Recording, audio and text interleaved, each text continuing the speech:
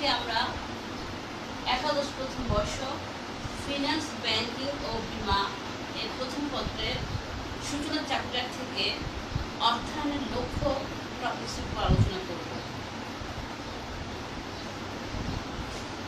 প্রিয় ছাত্রীবৃন্দ, তোমরা তোমাদের খাতা কলম নিয়ে আমার সাথে বোর্ডে চলে আসো। আমি কিছু গাইডলাইন দিচ্ছি।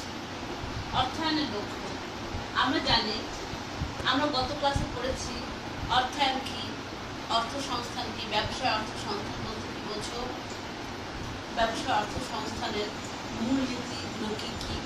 আমরা আলোচনা করেছি তারল্য নীতি, মুনাফা ও ঝুঁকি নীতি এবং বৈচিত্র্যায়নের নীতি। আমরা আজকে আলোচনা করব অর্থায়নের লক্ষ্য।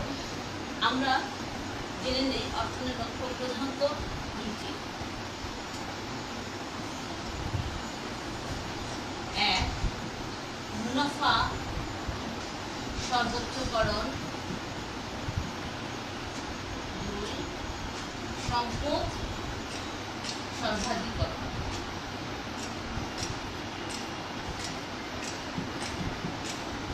প্রিয় শিক্ষার্থীবৃন্দ, আমাদের যারা আমরা আর্থিক ব্যবস্থাপনার কাজ করে থাকি, আর্থিক ব্যবস্থাপক অথবা প্রতিষ্ঠানের কর্ণধার, আমাদের ব্যবসা প্রতিষ্ঠান পরিচালনার মূল লক্ষ্য থাকে কিভাবে মুনাফা অর্জন করা যায়। তোমরা জেনে থাকবে, মুনাফা অর্জন না করতে পারলে সেই ব্যবসা প্রতিষ্ঠান দীর্ঘদিন টিকে থাকতে পারে না। তাই প্রথম পর্যায়ে আমরা সবসময় পছন্দ করি আমার ব্যবসা প্রতিষ্ঠানে মুনাফা সর্বোচ্চকরণ কীভাবে করা যায় সেই দিকটার উপর আমাদের খেয়াল রাখতে হবে।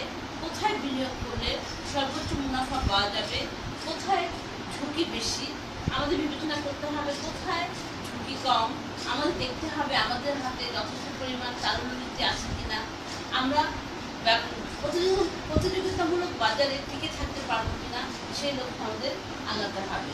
প্রিয় শিক্ষার্থীবৃন্দ, কোনো দল পছন্দ করে মুনাফা সর্বোচ্চকরণ নীতি, এর আবার কিছু অসুবিধাও আছে। সেটার উপর বিবেচনা করে আরেকটা লক্ষ্য নির্ধারিত হয়েছে, সেটা হচ্ছে সম্পদ সর্বাধিকরণ নীতি। আমি এবার একটু আলোচনা করছি মুনাফা সর্বোচ্চকরণ নীতি পছন্দ করার কারণ এবং অপছন্দ করার কারণগুলো। তোমরা জেনে নাও মুনাফা সর্বোচ্চকরণ নীতি পছন্দের কারণগুলো কি কি। এক,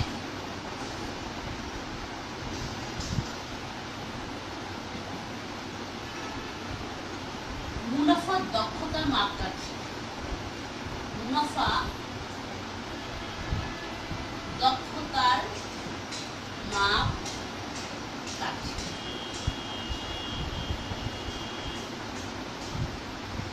তুমি ব্যবসা প্রতিষ্ঠান পরিচালনা করবে, অথচ তোমার ব্যবসা প্রতিষ্ঠানে মুনাফা অনুভব করা যাবে না, মুনাফা পাওয়া যাবে না, এমন তো ভাবা যায় না। প্রতিটা মানুষ পছন্দ করে নগদ মুনাফা। যত তাড়াতাড়ি সম্ভব মুনাফা অর্জন করা যায় ব্যবসা প্রতিষ্ঠানে বিনিয়োগ করে তারা সেটাই পছন্দ করে।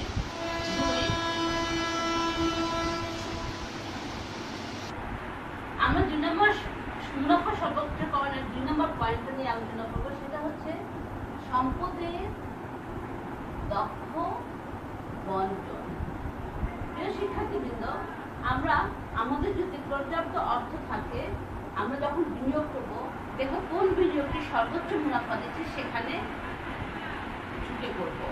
আমাদের কাজ হবে কোন বিনিয়োগ প্রকল্পে বিনিয়োগ করলে ক্ষতি কম হবে, লাভের সম্ভাবনা বেশি, সেগুলো বেছে বেছে সেখানে আমরা বিনিয়োগ করব। সম্পদের দক্ষ বন্টন এখানে প্রযোজ্য হবে। 3, সামাজিক কল্যাণ। মুনাফা সর্বোচ্চকরণের আরেকটি দিক হচ্ছে সামাজিক কল্যাণ। সামাজিক কল্যাণ মানুষ কখন বিনিয়োগ করে? কিছু উপকৃত হওয়ার জন্য। সামাজিক কল্যাণ বোঝাচ্ছে তুমি যদি মুনাফা সর্বোচ্চকরণ করতে পারো, সেই প্রতিষ্ঠানের সমাজের গ্রহণযোগ্যতা বেশি, সেই সাথে ব্যক্তি মালিক যিনি বিনিয়োগ করছেন তারও আর্থিক উন্নতি ঘটছে। অতএব মানুষ এই কারণে মুনাফা সর্বোচ্চকরণ নীতি পছন্দ করে। প্রিয় শিক্ষার্থীবৃন্দ, আমরা এবার কিছু অসুবিধাও আলোচনা করব, কিছু যাকে বলা হচ্ছে সমালোচনা, যার পরিপ্রেক্ষিতে আমরা দ্বিতীয় লক্ষ্যটি নিয়ে আলোচনা করব। আমাদের কিছু অসুবিধাও আছে মুনাফা সর্বোচ্চকরণ নীতির মধ্যে। এক, এখানে ঝুঁকির কথা বলা হয়নি। পয়েন্টটা লিখে নেই। আমরা তাহলে এখান থেকে আরেকটা প্রশ্ন জেনে নিব। সম্পদ সর্বোচ্চকরণ নীতি নাকি মুনাফা সর্বোচ্চকরণ নীতি, কোনটি শ্রেয়? কোনটি শ্রেয়? খুব ইম্পর্টেন্ট কোশ্চেন। তোমরা একটু ভালো করে পার্থক্য জেনে নেবে, যেটা কি সমস্যা, সুবিধা অসুবিধাগুলো করে নেবে। আমি এতক্ষণ যা আলোচনা করেছি, তোমাদের আরেকটি ইম্পর্টেন্ট টপিক আমি এখন আলোচনা করবো, সেটি হচ্ছে সামাজিক দায়বদ্ধতা।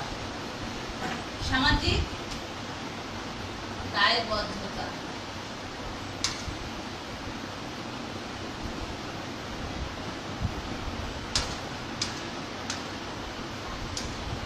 প্রিয় শিক্ষার্থীবৃন্দ, ব্যবসা প্রতিষ্ঠানের মূল লক্ষ্য মুনাফা অর্জন, সম্পদ সর্বাধিকরণ হলেও আমাদের সামাজিক কিছু দায়বদ্ধতা রয়েছে।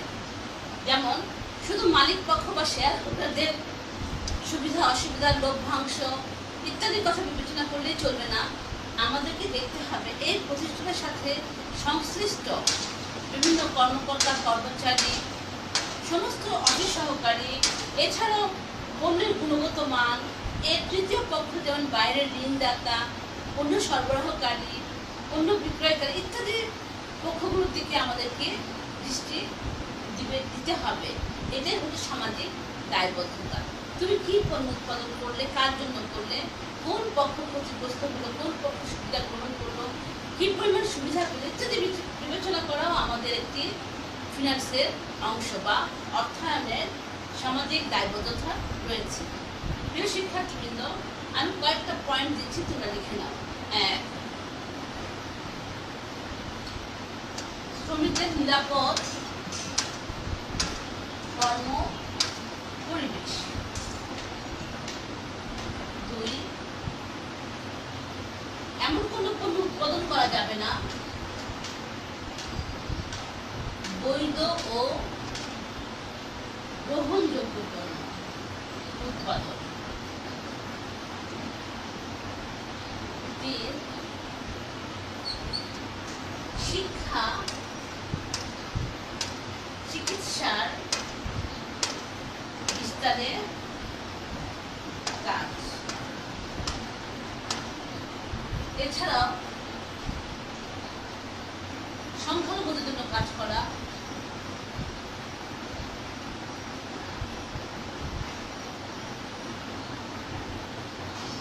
করা। 5, কর্ম পরিবেশ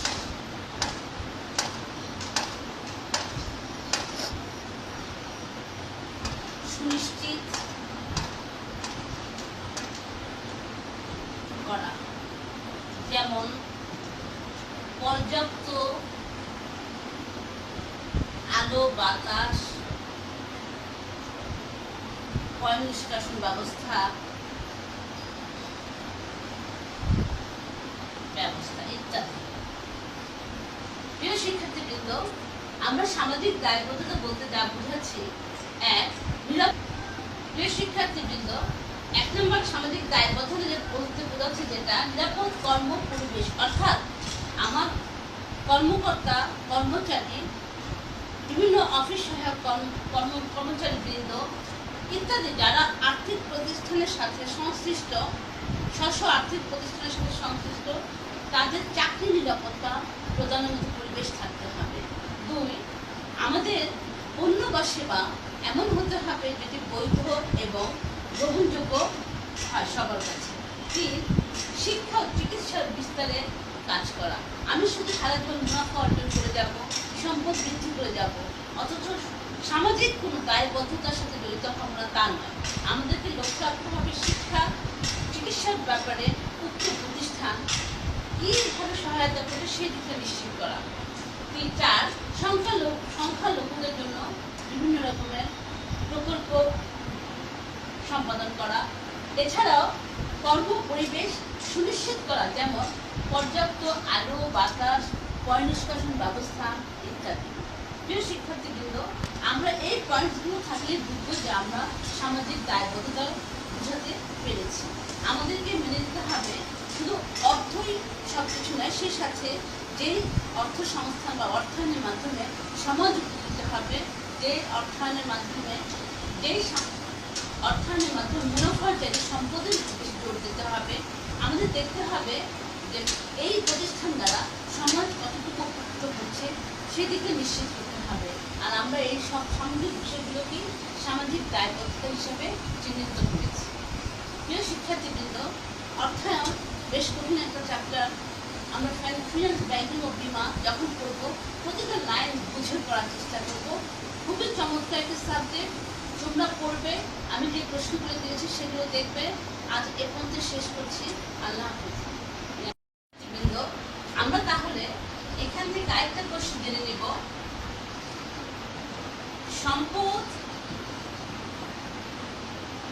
সর্বোচ্চকরণ নীতি নাকি মুনাফা সর্বোচ্চকরণ নীতি, কোনটি শ্রেয়?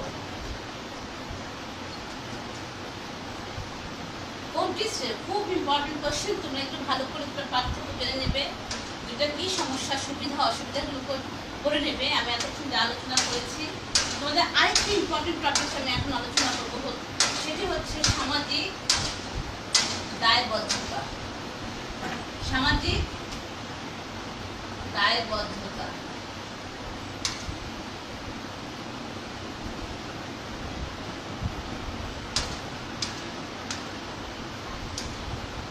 শিক্ষার্থীবৃন্দ, ব্যবসা প্রতিষ্ঠানের মূল লক্ষ্য মুনাফা অর্জন, সম্পদ সর্বাধিকরণ হলেও আমাদের সামাজিক কিছু দায়বদ্ধতা রয়েছে। যেমন শুধু মালিক পক্ষ বা শেয়ার হোল্ডারদের সুবিধা অসুবিধা, লভ্যাংশ ইত্যাদি কথা বিবেচনা করলেই চলবে না। আমাদেরকে দেখতে হবে এই প্রতিষ্ঠানের সাথে সংশ্লিষ্ট বিভিন্ন কর্মকর্তা, কর্মচারী, সমস্ত অফিস সহকারী, এছাড়াও পণ্যের গুণগত মান, এর তৃতীয় পক্ষ যেমন বাইরের ঋণদাতা, পণ্য সরবরাহকারী, পণ্য বিক্রয়কারী ইত্যাদি পক্ষগুলোর দিকে আমাদেরকে দৃষ্টি দিতে হবে। এটাই হচ্ছে সামাজিক দায়বদ্ধতা।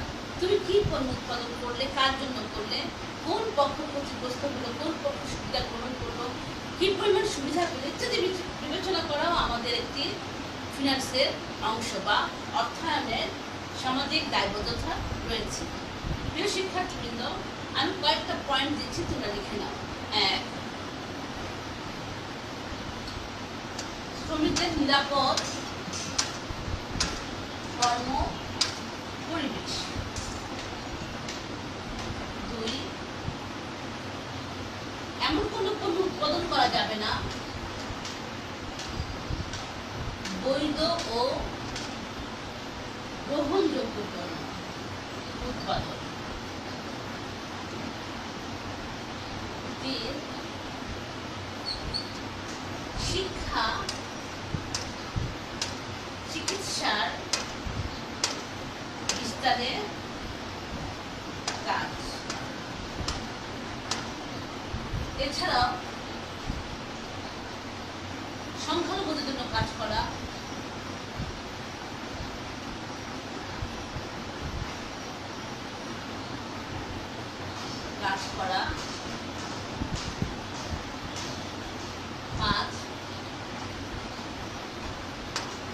কর্ম পরিবেশ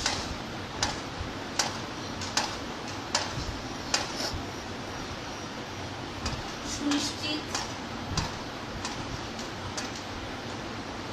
করা, যেমন পর্যাপ্ত আলো, বাতাস, পয় নিষ্কাশন ব্যবস্থা ইত্যাদি। প্রিয় শিক্ষার্থীবৃন্দ, আমরা সামাজিক দায়বদ্ধতা বলতে যা বুঝাচ্ছি, প্রিয় শিক্ষার্থীবৃন্দ, এক নম্বর সামাজিক দায়বদ্ধতা যে বলতে বোঝাচ্ছে যেটা নিরাপদ কর্ম পরিবেশ, অর্থাৎ আমার কর্মকর্তা কর্মচারী, বিভিন্ন অফিস সহায়ক কর্মচারীবৃন্দ ইত্যাদি যারা আর্থিক প্রতিষ্ঠানের সাথে সংশ্লিষ্ট, স্ব আর্থিক প্রতিষ্ঠানের সাথে সংশ্লিষ্ট, তাদের চাকরি নিরাপত্তা প্রদানের মতো পরিবেশ থাকতে হবে। 2, আমাদের পণ্য বা সেবা এমন হতে হবে যেটি বৈধ এবং গ্রহণযোগ্য হয় সবার কাছে। 3, শিক্ষা ও চিকিৎসার বিস্তারে কাজ করা। আমি শুধু সারা জীবন মুনাফা অর্জন করে যাব, সম্পদ বৃদ্ধি করে যাব, অথচ সামাজিক কোনো দায়বদ্ধতার সাথে জড়িত হব না তা নয়। আমাদেরকে লক্ষ্য রাখতে হবে শিক্ষা চিকিৎসার ব্যাপারে উক্ত প্রতিষ্ঠান কীভাবে সহায়তা করে সেই দিকটা নিশ্চিত করা। 4, সংখ্যালঘুদের জন্য বিভিন্ন রকমের প্রকল্প সম্পাদন করা। এছাড়াও কর্ম পরিবেশ সুনিশ্চিত করা, যেমন পর্যাপ্ত আলো, বাতাস, পয় নিষ্কাশন ব্যবস্থা ইত্যাদি। প্রিয় শিক্ষার্থীবৃন্দ, আমরা এই পয়েন্টসগুলো থাকলে বুঝবো যে আমরা সামাজিক দায়বদ্ধতা বোঝাতে পেরেছি। আমাদেরকে মেনে নিতে হবে শুধু অর্থই সব কিছু নয়, সেই সাথে যেই অর্থ সংস্থান বা অর্থায়নের মাধ্যমে সমাজ উপকৃত হবে, যে অর্থায়নের মাধ্যমে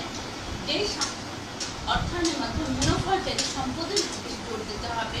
আমাদের দেখতে হবে যে এই প্রতিষ্ঠান দ্বারা সমাজ কতটুকু উপকৃত হচ্ছে সেদিকে নিশ্চিত করতে হবে। আর আমরা এই সব সামাজিক বিষয়গুলোকে সামাজিক দায়বদ্ধতা হিসেবে চিহ্নিত করেছি। প্রিয় শিক্ষার্থীবৃন্দ, অর্থায়ন বেশ কঠিন একটা চ্যাপ্টার। আমরা ফিনান্স, ব্যাংকিং ও বিমা যখন করব প্রতিটা লাইন বুঝে পড়ার চেষ্টা করব। খুবই চমৎকার একটি সাবজেক্ট, তোমরা পড়বে। আমি যে প্রশ্নগুলো দিয়েছি সেগুলো দেখবে। আজ এ পর্যন্ত শেষ করছি। আল্লাহ হাফেজ।